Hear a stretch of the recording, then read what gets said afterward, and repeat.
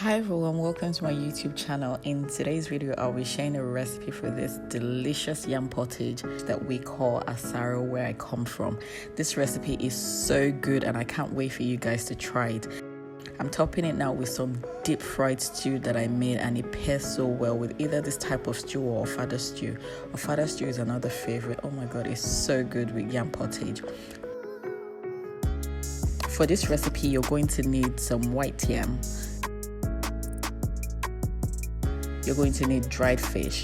You're going to need a pepper mix. So in my pepper mix, I have malt attaché and tomatoes, habaneros and onions. I'm going to leave a link in the description for the quantities. You're going to need some onions, some meat stock, and my secret ingredient, which is sugar. I'm also going to use some palm oil, and the seasonings I'm using are ground crayfish stock cube. I'm using a little bit of curry powder and some salt. You can totally skip the curry powder if you want, but I like the flavor that it gives my asaro. So as you all know, I like to prep my ingredients before I go so that my cooking just flows seamlessly. I'm going to start first by chopping up my onions into small bits.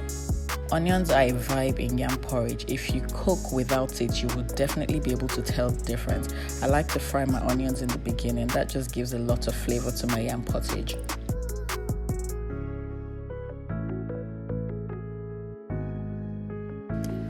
Next, I'm going to cut my yam into small cubes. This will allow the yam to cook faster, and when it's time to mash, it's not difficult to mash. You can cut your yams into whatever size you like. This is just how I like to do it. Some people just cut a slice of yam into 4, and that works too. But for me, I like the quickest way out of everything, but still make my meals delicious and deeply flavorful. Now that I've cut all my yam, I'm going to set this aside, and it's time to cook this badass asaro. So in a pot, I'm going to add my palm oil and then add those onions that I chopped earlier. I'm going to fry this for about 2 minutes. You want to make sure your onions are properly fried, because that's where part of the flavor from this asaro is going to come from. You don't want to burn it, so make sure you keep an eye on it, but make sure it's properly fried. Next, you're going to add in the pepper mix. Now, the key to a really good pepper mix that I've discovered that works for me is that I boil my peppers before I blend them. This way I'm able to reduce the acidity in the tomatoes and it tastes a lot better.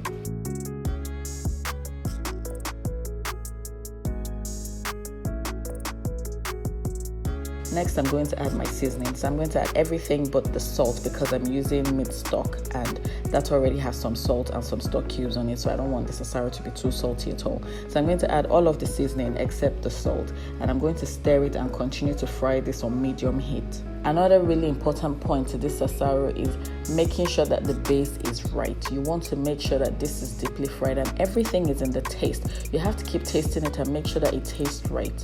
You don't want that acidity from the tomatoes. You want to make sure that the peppers are properly cooked down. Even though I boiled my peppers before I blended it, I still need to really cook it properly before I add in my yam so that it has a great taste and deep flavors. Next, I'm going to add my meat stock. Once I've added this and added the yam, I'm going to taste it and make sure that the salt level is okay.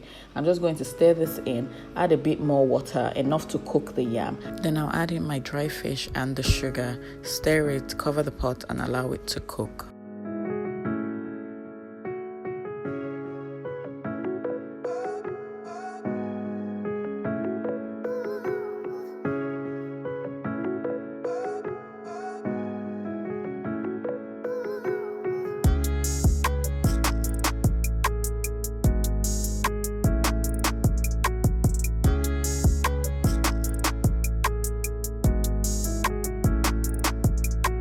When you're cooking asaro, make sure that your yams are fully cooked before you start to mash them.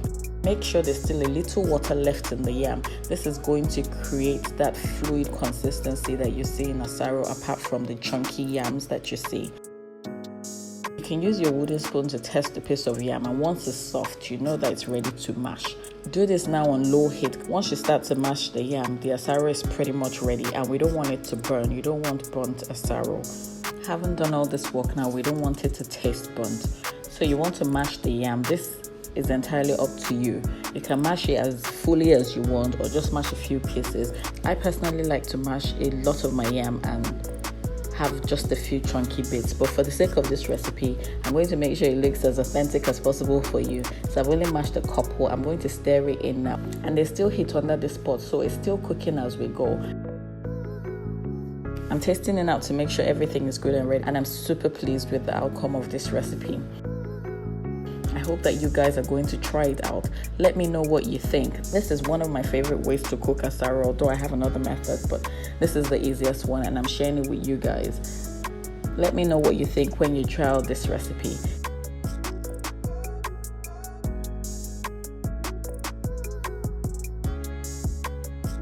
If you haven't already subscribed to my channel, please do that. I notice the number of you are watching my recipes without subscribing. Please subscribe to my channel if you haven't already done so.